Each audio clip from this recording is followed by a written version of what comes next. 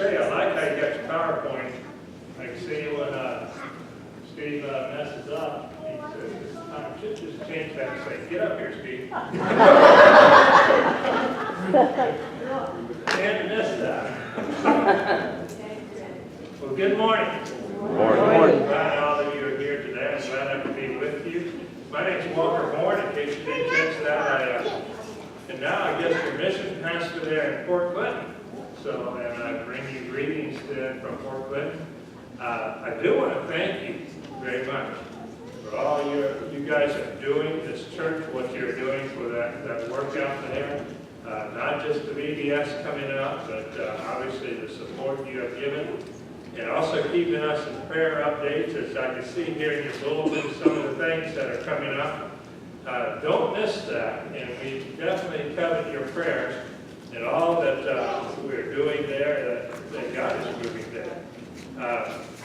We do have, and one thing that Steve doesn't have on here is this afternoon, we're starting what I call our first kind of Sunday serve, sort of like what they're doing in the Lighthouse Baptist when you all go over there. Except in our case, we're not feeding people who are homeless. We just want to build relationships with our neighbors. And so today we are starting to just have a meal with the neighbors around the church, just to get to know them, just to let them realize that we are there, and just be good neighbors.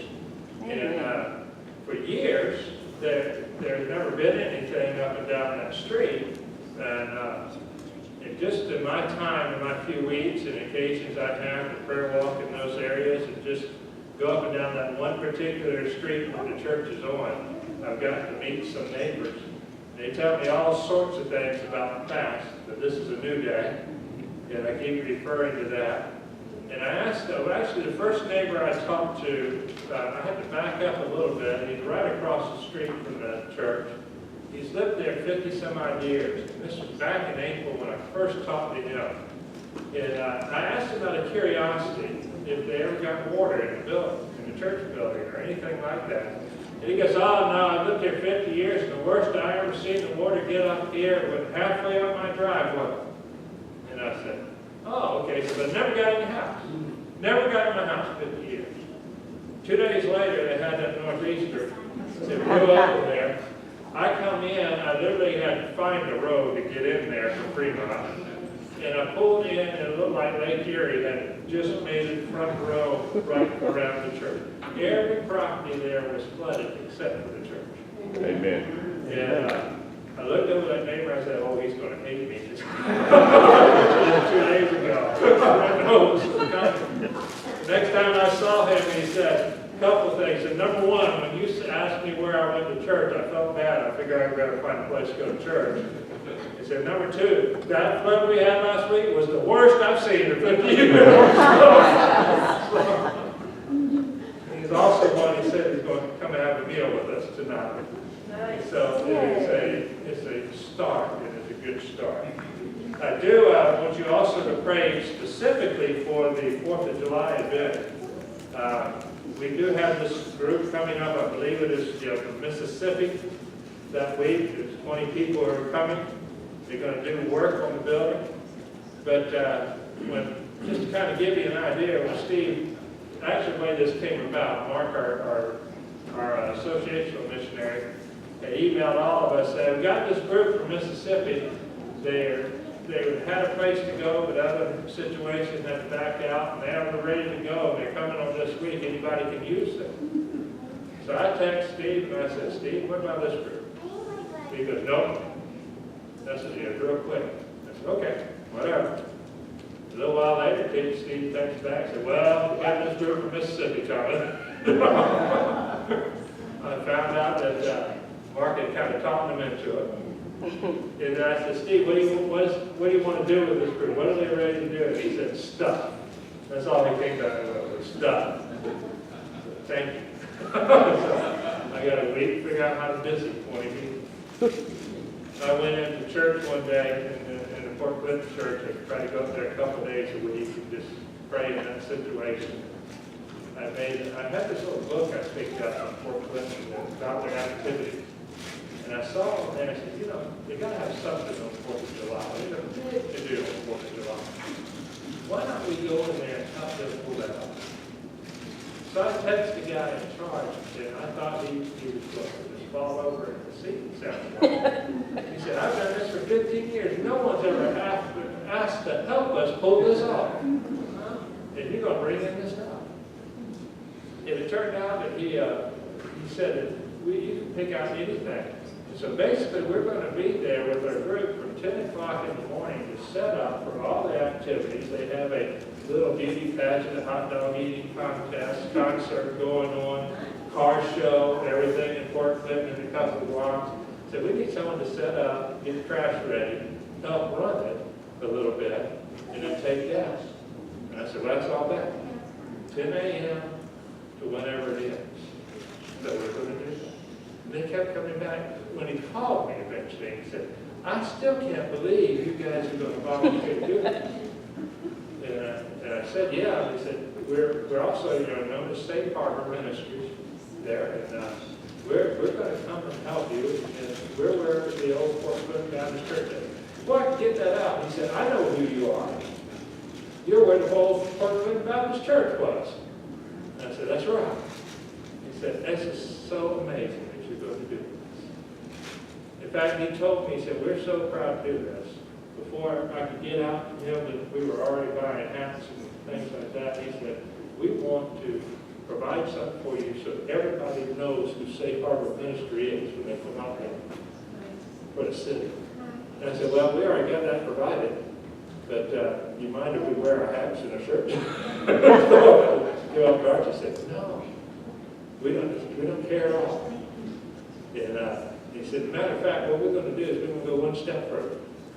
At the end of the day, so we give a special place for all the people, the dignitaries, the mayors, the emergency personnel, the fire department, and all that to go view fireworks. That we want you to come with us. And I thought, hey, we get front row seats. At the end of the day, God is doing some fantastic things. Be in prayer specifically for that day, in that time, that God may be honored, that we may show them something. These two events I'm talking about is really about showing Christian love and integrity in a very tangible way. Very tangible. Feed somebody. Help them pull off their things. I don't know where God's going to take it, but I have a feeling He's going to take it somewhere. There's supposed to be a message I'm giving you today, so let me get started with that. Today, I want you to open up your Bibles, if you have them in front of you, to Matthew chapter 6. Matthew chapter 6, verses 19 to 24. One of my things I have been doing with the group in Port Clinton, I'm really just giving you a bit of piece of that, is that we've been stressing a lot on our personal relationship and our prayer life and our focus on Jesus Christ and our relationship with Him. If I do that through every message, I told them, said, by the time I get here, until at least another year, you're going to hear basically the same thing coming from different angles. So I started with the Sermon on the Mount. And that's where we are in the middle of the Sermon on the Mount. Because you know what? We're so familiar with the Sermon on the Mount, it's almost sinful. Let's put it that way. And what I mean is that we get to the places, we read scripture like this, and it just kind of flows over us like water over duck's back. Okay? It never really gets in. And the stress thing that I tell them, and I'm going to tell you right now today, is I want you to imagine before I read these words, like you are one of those sitting on that hillside as Jesus is teaching for the first time. And you're hearing these words for the very first time in your life. In other words, I want you to try to put your feet into their sandals. And realize what this is really about and what it's like. So today in Matthew chapter 6, we pick up here in verse 19. And it reads here, Do not store up for yourselves treasures on earth, where moth and rust destroy, and where thieves break in and steal. But store up for yourselves treasures in heaven, where neither moth nor rust destroys, and where thieves do not break in or steal. For where your treasure is, there your heart will be also. The eye is the lamp of the body. So if your eye is clear, your whole body will be full of light. But if your eye is bad, your whole body will be full of darkness. If then the light that is in you is darkness, how great is that darkness? No one can serve two masters, for either he will hate the one or love the other, or he will be devoted to one and despise the other. You cannot serve God and wealth. Let's take a moment for a word of prayer.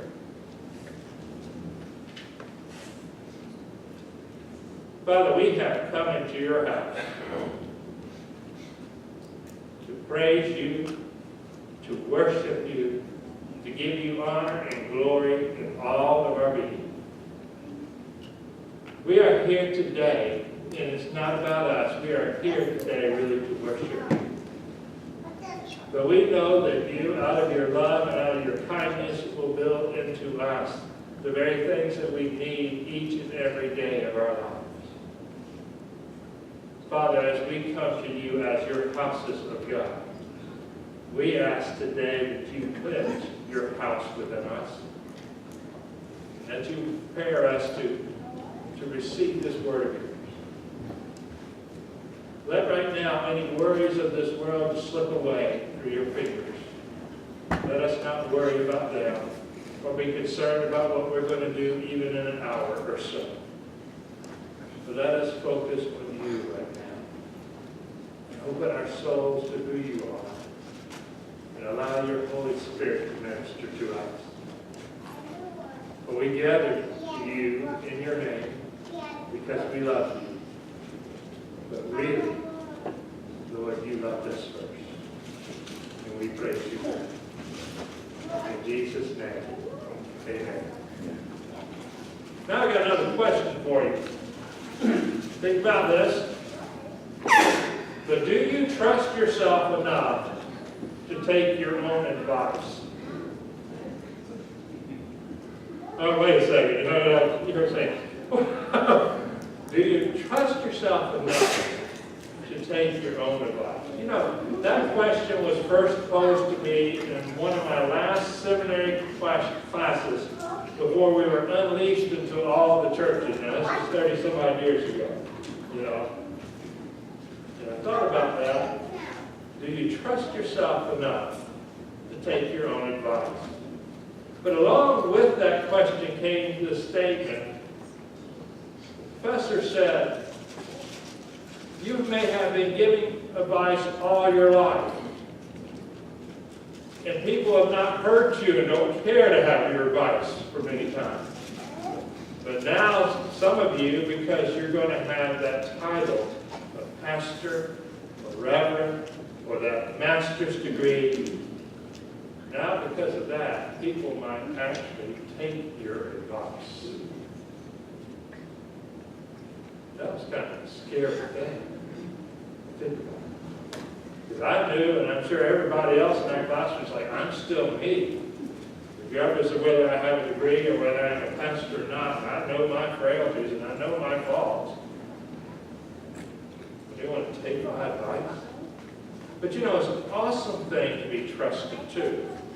After spending 10 years in Colorado in the church there, the church that we planted, they had spent some time and planned in a surprise way a special celebration for myself and our family for our 10-year anniversary there. It was kind of neat to remember the previous years as I was sitting in that service and seeing those faces, you know, probably about the size of what you are right here today. And I was looking across these faces and I realized that for 10 years of their lives, they trusted me. Many of those came to know the Lord as a result of the work and started that work there. In fact, there was only one person in that group that was left from the beginning to the end, but been with me all the way. impact on our lives, and it was kind of, I don't know how to describe that surreal type feeling that you have, that you know that these people came to trust you for counsel, for leadership, or for friendship for almost a decade of their lives. So as one person put it that day, you have been consistently there for us, caring for us. See, respect and trust are very important, but they hang on very terribly thin wires. And what makes it so fragile is that there is nothing in the mere passing of time that automatically strengthens the fiber of one's character. As a matter of fact, each day we live, there are subtle opportunities inviting us to let up, to kind of compromise every day.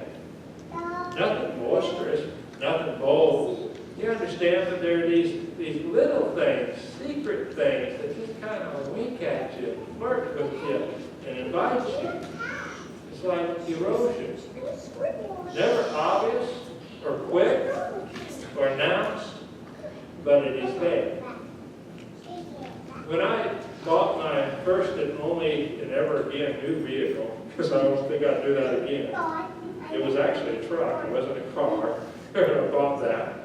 Man, that thing was pretty and shiny and didn't have a scratch on it. Man, that was fantastic. First scratch came. Then the second. Third. This is a truck. Got enough scratches.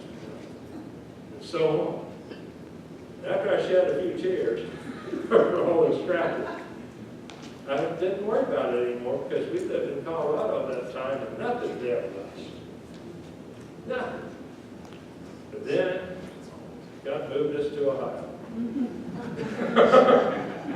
Capital of the Rust Belt. And it was made known to me as the elements kind of attacked those weakened integrity parts of the body of that truck. And boy, I was really getting tonight. But did it happen all of a sudden? No. You know it doesn't happen all of a sudden. It happens slowly. It happens over a course of time. That's the way it is in our lives. Rationalizations accompany slight slips, and in a matter of time, secret sins scratch on our souls, and they begin to take their toll. It's the lure of temptation. It's the lure of sexual temptation. It's the lure of greed, or power, or jealousy, or even laziness. It sneaks over us so slowly. It's like rust in our lives. And we think it won't matter. We think God won't care if I compromise just a little bit. But the roots of erosion go deep into the soul of humanity. Some of these cases are so notorious that they have found their way into biblical record. You may remember Elisha. Elisha had a trusted servant, for example. He was quiet, faithful, and loyal to the prophet. His name was Gehazi. But he entertained private thoughts of materialistic greed. And who would ever have guessed? Nothing external about him when you read the record. There's nothing there that says right away that he's had this problem. But when the test came, the once trusted servant was trapped. And then there was King David's own General Joab, if you may remember that story. He's tenacious in battle. He's a time-honored warrior who started strong but ended weak. The man of military might dies in dishonor and was buried, and not in what we would call Israel's equivalent to Arlington National Cemetery with full military honors alongside with national heroes. But he died and was buried by a cabin in the wilderness. A disgrace. What happened to Joab? How could he do such a thing? What you do is chalk up another thing for erosion. Sin wears away in our lives. And dare I not admit the sad scriptural obituary that Paul pens. He said, Demas, having loved this present world, and deserted me.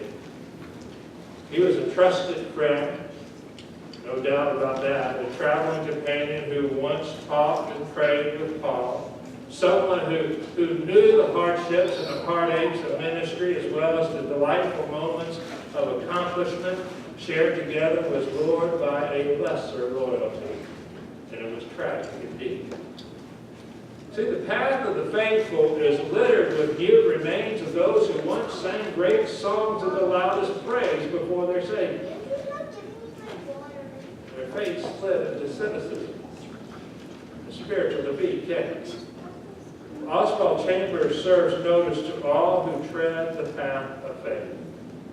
He says, always remain alert to the fact that where one man has gone back is exactly where anyone may go back. You have gone through the big crisis, now be alert over the least things. Take into calculations the retired spirit of the least. The question that comes to my mind is, why would anyone allow this to happen? Why would anyone allow their lives to be ruined in such a way? Nobody in his or her right mind gets up in the morning, sits on the edge of their bed, and thinks, how can I ruin my life today? You don't think like that, do you? No one says that. How can I go out and break the trust of all the people who love me and want to have me? How can I do that? Of course not, you don't do that. What happens is far more subtle. Far more subtle. And perhaps it originates from thoughts like, who ever knows? Who's ever going to know? Furthermore, this is as far as I go. Period. No. Oh, you know, God, He's not concerned. He doesn't concern Himself with such small things. He is too big with bigger issues, or too involved with bigger issues than this. He won't care. Wrong. He does care. Just listen to these words from the Bible itself. In Psalm 139, verses 1 and following, he writes here, O Lord, you have searched me and known me. You know when I sit down and when I rise up. You understand my thought from afar. You scrutinize my path and my lying down, and are intimately acquainted with all of my ways. And in 2 Chronicles 16:9, it says, for the eyes of the Lord move to and fro throughout the earth, that He may strongly support those whose heart is completely His. I love that picture. His eyes move to and fro, and He finds those. He goes on and says, you have acted foolishly in this. Indeed, from now on you will surely have wars. You know what? You didn't think I care about these things in your lives? I do, that's what He said. And then there's Hebrews 4:13. Chapter 4, verse 13, and it says, that there is no creature hidden from His sight, but all things are open and laid bare to the eyes of Him with whom we have to do. Now, while I'm mentioning all this, all the scriptural reference here, let's take a peek back a little bit at what Jesus said just ahead of this part of His sermon in Matthew 6. Several times He spoke of your Father who sees in secret. In Matthew chapter 6, verse 4, you'll notice that, and in verse 6, and in verse 18. Jesus mentions the Father who sees in secret. A firm belief in God's ability to know all things at all times will go a long way in restraining our tendency to rationalize or to think we can operate in secret. God sees all because He cares about every single detail in our lives. The life of faith is a life that is lived openly before God and in willing accountability before one another. If you want to complicate your life, and if you really want to complicate your life, do this. Start thinking that you can divide your world into public and private. Okay? That is as wrong as telling ourselves that our lives can be divided into the secular and the sacred. For the one who claims to be a follower of Jesus Christ, there is absolutely nothing that falls under the secular category. They're all under the same. Now, returning to Jesus' profound words, we come to one of the most penetrating paragraphs of truth in all of the New Testament. Look at his words again here. Read them to you again one more time from Matthew 6. Do not store up for yourselves treasures on earth, where moth and rust destroy, and thieves break in and steal.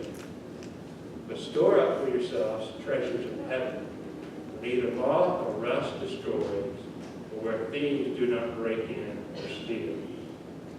For where your treasure is, there your heart will be also. The eye is the lamp of the body. So if your eye is clear, your whole body will be full of light. But if your eye is bad, your whole body will be full of darkness. If then the light that is in you is darkness, how great is the darkness? No one can serve two masters, for either he will hate the one and love the other, or he will be devoted to one and despise the other. You cannot serve God and life. Talk about clear communication. I mean, Jesus is the master communicator, and he clearly communicates throughout this whole sermon, but here today we see that he communicates very clearly, and he communicates in a way by using contrasts that stand out. And I see them here. I didn't put them on your outline that you have with you, but there are some things here that you might want to jot down just to get a better picture of what this is saying. Here are the contrasts. The first one is that treasures upon earth and treasures in heaven. You see that in verses 19 and 20. So he's comparing treasures on earth with treasures in heaven. The second would be this. Would be the outer or visible treasure versus the inner or invisible treasure. Let's see, get that out of verse 21. So you have treasures on earth and treasures in heaven, and outer visible treasures versus the inner invisible treasures. And then the third is this: if the eye is clear and if the eye is bad, verses 22 and 23. And then the fourth, a body full of light and a body full of darkness, also 22 and 23. Now we'll come back to those contrasts momentarily, but first observe how Jesus brings his remarks in contrast to the way he ends them. Notice this. At the beginning of these verses, he starts with a strong command in verse 19. What does he say there? He says, do not store up for yourself. Strong command right there. But at the end of this paragraph, he ends with a simple fact. No one can, or you cannot. Verse 24. See? Contrast made things crystal clear. Since Jesus spoke these words in a culture where the master-slave relationship was commonplace, he can be certain that his audience got the point, especially when he declared that no one can serve two masters. Dual lordship is an impossibility. When we attempt to do the impossible, the life of faith then degenerates, and it degenerates into complications. To put it in the simplest terms, Jesus is emphasizing this. He is saying the folly of choosing the wrong, the wisdom of choosing the right, and the impossibility of having it both. That's what he's going. The silliness of choosing wrong the wisdom in choosing right and the possibility to be able to ride the fence go both ways. That's what it's about. That's really what it's about. It's an either-or proposition. I repeat, when we question that and attempt to travel both paths, keeping the wrong a secret, that is, the life of faith erodes. Now, let's go back to Jesus' four contrasts here. The first has to do with the treasure of our lives, which is what we have, the things that we possess here. And the rest has to do with the focus of our lives. So the first one has to do with the treasure of our lives, and the other three have to do with the focus of our lives, which is what we are. It's our direction, where we're going. So let's take them in order. The first we're going to deal with is our treasure, what we possess. Okay? Our earthly treasure is not difficult to identify. It would include anything that is tangible and has a price tag. Okay? We can see it, we can touch it, we can measure it, we can enjoy it. Our heavenly treasure would include the invisible, not on the outside, the heavenly treasure would include the invisible, intangible, priceless possessions that belong to anyone who is numbered among God's forever family. The former, according to the master, can corrode, it can age, it can deteriorate, and be ripped off. For the latter, however, none of that is true. So, exactly what is he prohibiting when he says, do not store up? Possessions in and of themselves? No. Scripture does not condemn owning possessions. How about planning for the future? Is Jesus telling us not to buy insurance? Not to face the future with some sort of strategy? No.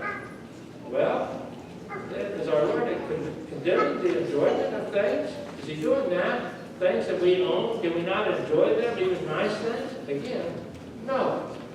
In spite of all that you may have heard or believed, none of the above is the point that Jesus is making.